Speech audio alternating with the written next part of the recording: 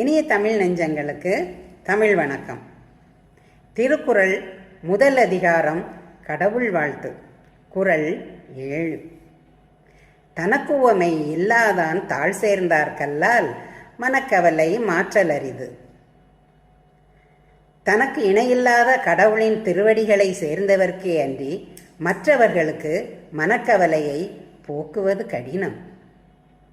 தனக்குவமை இல்லாதான் தாழ் சேர்ந்தார்கல்லால் மனக்கவலை மாற்றல் அரிது.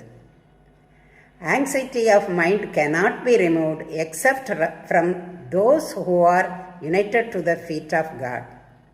தனக்குவமை இல்லாதான் தாழ் சேர்ந்தார்கல்லால் மனக்கவலை மாற்றல் அரிது.